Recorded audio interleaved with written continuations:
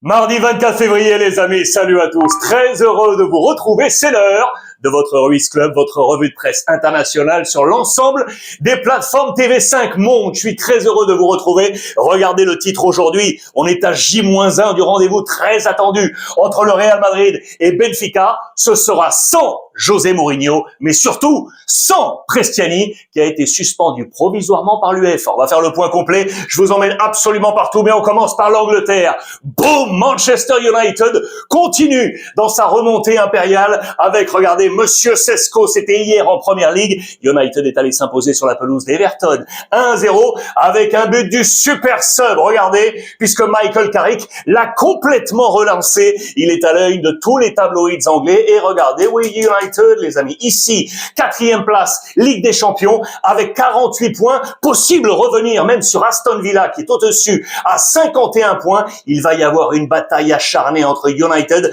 Chelsea et Liverpool. Regardez tout simplement sur 2026, sur l'année civile, personne ne fait mieux en Angleterre. United est en haut du classement si on considère le nombre de points uniquement sur 2026 avec Monsieur Michael Carrick. Je vous rappelle que c'est la 2e fois qu'il vient en position d'intérimaire. Si vous ajoutez tous les matchs de ces 2 sessions, pour l'instant, il n'a jamais été battu. C'est absolument incroyable. C'est à retrouver notamment sur X, sur les plateformes de Opta. Allez voir sa bataille, donc à distance avec Liverpool. Et attention, parce que Liverpool a joué un bon coup, vous le savez, avec le but à la 97e minute. Ce plat du pied ouvert de McAllister sur la pelouse de Nottingham Forest pour vous montrer quoi? Ce tableau dans les colonnes du Sun, que Liverpool est tout simplement, historiquement, en Angleterre, l'équipe qui marque le plus de buts après la 90e minute. Ce but, les amis, de McAllister était le 48e. Regardez, Liverpool 1, Arsenal 2 et tiens,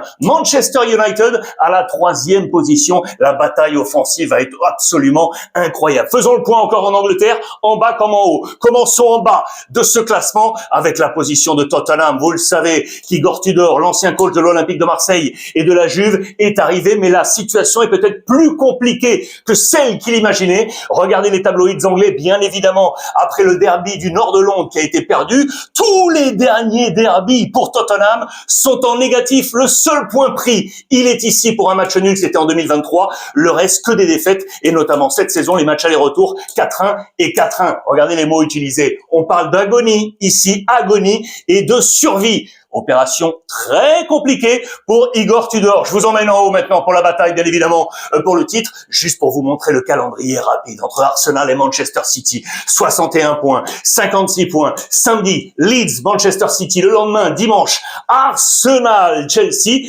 Et mercredi, les 2 jouent là. Brighton, Arsenal et Manchester City face à Nottingham Forest. Que va-t-il se passer?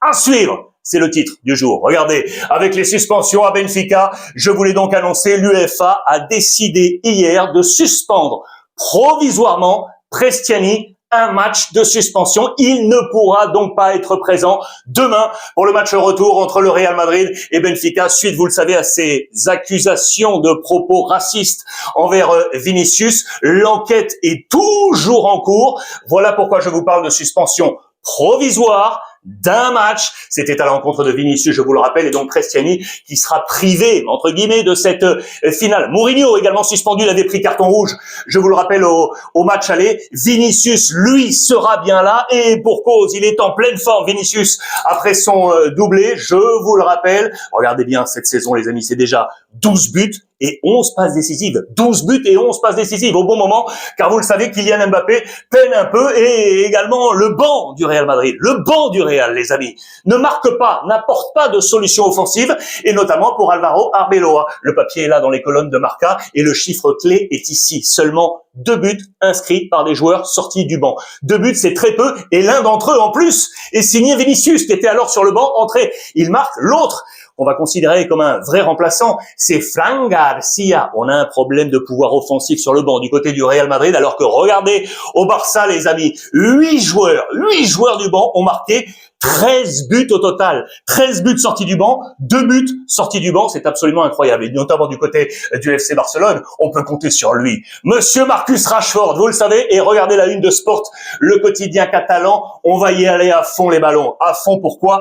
Pour faire et lever l'option d'achat avec Manchester United. Vous le savez qu'il est prêté par le club de Manchester. La clause est à 30 millions d'euros. Elle est en option pour le Barça, mais qui a une priorité. Ça veut dire quoi? Ça veut dire que le Barça, si le Barça met les 30 millions, quelle que soit la décision de Manchester United, si le Barça met, c'est le Barça qui a la priorité, il restera au FC Barcelone. Et regardez, image exclusive hier sur le compte X de Sport, les agents de Rashford à Barcelone pour discuter avec Deco. Bien évidemment, le Barça aimerait faire baisser cette clause de 30 millions d'euros, vous l'aurez compris, mais Manchester United ne veut rien savoir, sinon on le récupère. Carrick aimerait bien compter éventuellement sur Rashford, mais vous le voyez, Deco, lui, est en réunion, on veut garder l'attaquant. Et vous le savez qu'au Barça, il y a des buts donc qui arrivent du banc, et il y a des buts également qui arrivent de la ligne médiane. Parce qu'en ce moment, Ferran Torres et Lewandowski ne marquent pas trop, mais regardez sur qui notamment on peut compter. Bernal, qui était vraiment un super joueur, 100% Bernal, il est en train d'exploser. Mais c'est pas forcément une nouveauté à Barcelone. Pourquoi je vous dis ça? Quand il était avec les jeunes du Barça, 10 ans passés à la Masia, les amis, 10 ans au total, 280 buts marqués en 286 matchs. Vous entendez bien, 280 buts en 286 matchs, ce qui nous fait du 0,97 buts marqués par match, quasiment un but par match. C'est absolument incroyable. Donc c'est pas forcément une surprise, mais il est en train de réaliser même cela avec l'équipe première, très intéressant pour Hansi Flick, qui, vous le savez, est en train de gérer son groupe. Et notamment, Lamine Yamal, qui n'a pas trop apprécié sa sortie lors du dernier match, vous le savez, pourtant sorti à la 88e. Donc on pourrait considérer que c'est plutôt bien vu. Ça, c'est pas mal de la part d'Hansi Flick. Regardez, les 33 matchs de Lamine Yamal, à 11 reprises, il l'a fait sortir. Il le dose, il le sait. C'est son élément important. Il doit l'entendre, Lamine Yamal. Ça, c'est la gestion d'Hansi Flick. La gestion parfaite également avec Fermin, vous le savez, qui est revenu en pleine forme, qui le dit très clairement. 11 buts déjà pour lui cette saison, et il nous parle de sa position préférentielle, media punta. Vous le savez, media punta, c'est, vous prenez un milieu en losange, c'est la pointe haute, ok? Juste derrière les attaquants. Voilà aussi la bonne gestion de Hansi Flick, qui voit également la concurrence être positive, et notamment sur les postes des latéraux. Vous le savez, Jules Koundé sur le côté droit, mais notamment, ça c'est nouveau, pour Baldé, côté gauche. Il y avait moins de concurrence pour lui, sauf que, Cancelo est arrivé, on le voyait aller à la concurrence à droite sur Koundé. Eh ben, c'est à gauche qui met la concurrence sur Baldé. Et attention, ça pourrait se compliquer pour lui, même si, regardez, un mal pour un bien, je le dis vraiment comme tel. Parce que celui qui était en train de monter également pour apporter de la concurrence, c'est le jeune Geoffrey Torrens de l'équipe B, très bon latéral, mais regardez, out 10-12 semaines. C'est lourd. Il vient de se blesser. Le jeune Geoffrey Torrens, l'actualité du Barça, vous le savez, qui est également menée par la campagne présidentielle, avec notamment le président Laporta, qui a démissionné pour se présenter à sa réélection. Regardez, il attaque encore une nouvelle fois plein fer le Real Madrid, qu'il accuse durant 70 ans d'avoir désigné le nom des arbitres. Regardez, il vient de publier un livre, d'ailleurs, dans sa campagne présidentielle, qui retrace ses 5 années passées là de mandat. Mais attention, point négatif également, il vient d'être accusé, mais écoutez bien, il vient d'être accusé de blanchiment d'argent. Regardez, c'est un socios, c'est dans les colonnes de Sport, un socios aurait dénoncé tout ça. On parle de quoi? Lui, plus plusieurs membres de son board accusés de blanchiment de capitaux, de commission, d'autres délits, de séries d'opérations et de transactions économiques qui seraient borderline, voire frauduleuse, que ce soit en Espagne ou à l'étranger. Bien évidemment, le président Laporta va répondre à ces calomnies, et les autres prétendants à la candidature du Barça dénoncent et veulent absolument de la transparence, avec Victor Font, avec Marc Siria ou encore Xavi Villajoana. Attention à cette affaire à suivre, mais c'est assez récurrent dans les campagnes présidentielles en Espagne de voir surgir ce genre d'informations. La dernière info côté Barça, c'est ce visage. Je vous en avais déjà parlé, Ajay Tavares, regardez, qui était à Norwich et qui rejoint le Barça. Il a été présenté, 16 ans, c'est un joueur de couloir offensif sur le côté, un peu à la Rooney, qui est arrivé de l'Ajax. Très intéressant pour le Barça. Ligue des Champions, suite. L'Atlético joue également aujourd'hui, les amis. Regardez, avec Bruges en face, je transforme Bruges en espagnol, c'est Brujas. Brujos, les magiciens. Le jeu de mots est là, les magiciens, ils sont là. Lookman, Sorloth, Antoine Griezmann et Julián Álvarez. Le français, les amis, serait sur le banc au démarrage. Les trois autres, Sorloth, Julián et Lookman, les amis, parce que cette équipe a su se renforcer intelligemment et a su rebondir, parce qu'elle était en difficulté, notamment en Liga. On a récupéré la confiance, vous le savez, ce week-end avec une grosse victoire 4-2, avec notamment Sorloth et encore Lookman, qui pour l'instant, les amis, est sur un hat-trick. Hat-trick, pourquoi? Il a marqué dans les 3 compétitions. Voilà où on y va. Avec la Liga, la Copa et la Ligue des Champions. À noter d'ailleurs que Sorloth était dans le 11 type, regardez, de Marca, tout comme son coéquipier Llorente du côté de l'Atlético Madrid. En parlant de ses forces offensives, ça c'est super intéressant. Vous vous souvenez de Luis Suarez, l'ancien du Barça, à l'Inter Miami, qui a porté les couleurs de l'Atlético. Eh bien, on nous dit que le départ de Lookman, l'impact premier dans ses premiers matchs, rappelle celui de Suarez, et on nous compare également avec Sorloth, parce que Sorloth, les amis, c'est 36 buts. Déjà, Suarez, 34 buts. Eh bien, il fait mieux. Le père Sorloth, très intéressant sur le plan offensif, d'autant que l'Atlético doit améliorer ses perfs sur le plan offensif. Il a fallu 74 frappes pour marquer les 11 buts de Ligue des Champions de l'Atlético. Il faut marquer plus, capitaliser plus. Et regardez, sur le plan défensif également, il faut faire des efforts. Parce que regardez, 18 buts concédés dans les 9 matchs de Ligue des Champions, c'est de trop pour la formation de l'Atlético Madrid, qui comptera bien évidemment. Regardez sur le nouveau look d'Antoine Griezmann. Ça vient de sortir, la nouvelle coupe de cheveux. Vous l'avez très certainement vu sur les réseaux sociaux. On reparle de nouveau du français du côté de la MLS à Orlando. Affaire à suivre. Orlando pour Antoine Griezmann. Attention, le match est à 18h45, les amis, aujourd'hui, heure française. Les 3 autres matchs, Inter, Bodo Glimt, Newcastle, Karabakh, Bayer Leverkusen, Olympiakos. L'Inter, Bodo Glimt, les amis, c'est ici, avec monsieur Marcus Thuram. Pourquoi? Parce que vous le savez, l'Inter doit faire 100 Çalhanoğlu et sans son capitaine, les buteurs. Lautaro Martinez, on a su tenir la baraque avec notamment Pio Esposito qui sera là du côté de l'Inter, et donc avec Thuram à la pointe de l'attaque, très très attendu. Donc face à Bodo Glimt, c'est un très gros match après la correction du match aller, 3-1 en faveur, je vous le rappelle, de Bodo Glimt. L'Inter qui tient la baraque en championnat avec les 10 points d'avance sur l'AC Milan, et on va y revenir. La Juventus, jouera demain en Ligue des Champions face à Galatasaray après l'autre bouillon italien de la semaine passée. On va attendre les hommes forts, et notamment McKennie, qui après Yildiz va lui aussi connaître la prolongation de contrat 2030, les amis, pour McKennie du côté de la Juventus de Turin.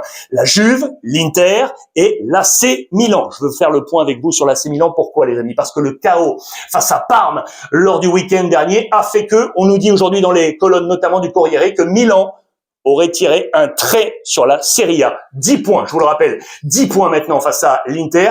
Et on pointe du doigt plusieurs carences, notamment offensives. Une grosse inconnue sur Pulisic, les amis, qui ne marque plus. Max Allegri aimerait retrouver le vrai Pulisic, mais cela ne marche pas. Et au passage, vous avez très certainement vu cette image sur les réseaux sociaux. Regardez le malheureux Loftus-Cheek qui est sorti sur civière. Impact énormissime avec le gardien de Parme qui lui a littéralement cassé la bouche. Opération, 2 mois d'absence pour le père Loftus-Cheek, qui va manquer à l'AC Milan. Milan qui est ici. Attention, parce que la Roma, le Napoli juste derrière. Le Napoli un peu moins bien en ce moment, mais la Roma est en pleine forme, les amis, en pleine forme. Et notamment sur le plan défensif, avec le copain ivoirien Ndika, je vous en avais parlé il y a quelques jours. Regardez, sur la scène européenne, Rome est tout simplement la meilleure défense. La meilleure défense du Big Five européen. 5e place, le Bayern Munich avec 0,91 de buts encaissés. Le Real Madrid 0,84. Le Paris Saint-Germain 0,83. Arsenal, 0,75. Et regardez, 0,61 pour l'AS Rome. Très intéressant, avec 12 clean sheets pour les Romains de Gasperini. Enfin, en bref, rapidement, regardez ça, en Espagne. C'est fini pour le père Arrasate, qui n'est plus l'entraîneur de Mallorca. Il a été limogé. Je vous rappelle que Mallorca est dans la zone rouge à la 18e place. Regardez, c'est le 1, 2, 3, 4, 5, 6. Sixième changement d'entraîneur. Il y en a eu 2 à Oviedo, je vous le rappelle. Levante, Real Sociedad. Et puis Xabi Alonso, vous le savez, du côté du Real Madrid. En parlant d'entraîneur limogé, regardez les amis, ça c'est une sensation dans le monde du football sud-américain. C'est tombé hier, dans la nuit, cette nuit-là, 1h14 du matin, en France, heure française. Marcelo Gallardo publie une vidéo sur le compte officiel X de River Plate. Il a annoncé que ce jeudi serait son dernier match comme directeur technique d'été du côté de River Plate. Regardez, c'était son 2e cycle, 84 matchs, 0 titre pour lui, 35 victoires, 32 matchs nuls, 17 défaites. Il dit stop, il s'en va et tout de suite, eh bien regardez, c'est la chasse aux candidats. Bien évidemment, énormément de candidats annoncés, notamment les 2 principaux, Hernan Crespo, qui est ici, qui est aujourd'hui du côté de San Pablo, et puis regardez, Solari, l'Argentin, l'ancien du Real Madrid, qui est toujours d'ailleurs au Real en train de s'occuper des jeunes. Ils seraient les 2 principaux candidats, mais ils sont très nombreux sur la liste. Regardez ici, Monsieur Pablo Aimar, que je vous ai mis, Coudet, qui est du côté d'Alaves, Ramon Diaz également, et il y a d'autres noms. On nous parle également de Sampaoli, l'ancien de l'Olympique de Marseille. Affaire à suivre. Et puis comme chaque semaine, je vais terminer par là, les amis, le 11 de la semaine de la Gazzetta dello Sport. Est-ce que vous êtes d'accord? Regardez, en titre, 2 hommes. Eze de Arsenal, il est ici, le père Eze, et lui, vous le connaissez peut-être, c'est Budimir, l'attaquant d'Osasuna qui a fait tomber le Real Madrid. Il est ici à la pointe de l'attaque aux côtés de Harry Kane. Le reste de ce 11, Donnarumma dans les buts. Manchester City, regardez, Vojvoda de Côme, très très bon joueur. Ndinka, dont on parlait à l'instant, de l'AS Rome. Troilo de Parme. Ruggeri de l'Atlético Madrid. Louché, tiens, le Niçois. Baumgartner de Leipzig. Et ça, j'adore, c'est le petit Pagis de Lorient. Le fils de Michael Pagis, véritable talent. Ça, c'est super. Voilà pour le 11 de la Gazzetta dello Sport. Et voilà les amis pour l'ensemble de ces informations de ce mardi 24 février. J'espère que cela vous a plu. Ligue des Champions, ce soir, on va se régaler à partir de 18h45 heure française, je vous le rappelle, avec l'Atlético Madrid. J'attends vos commentaires avec beaucoup de gourmandise et n'oubliez pas, tout le monde sur les plateformes de TV5 Monde, plus l'application TV5 Monde+. Je vous embrasse et profitez des vôtres.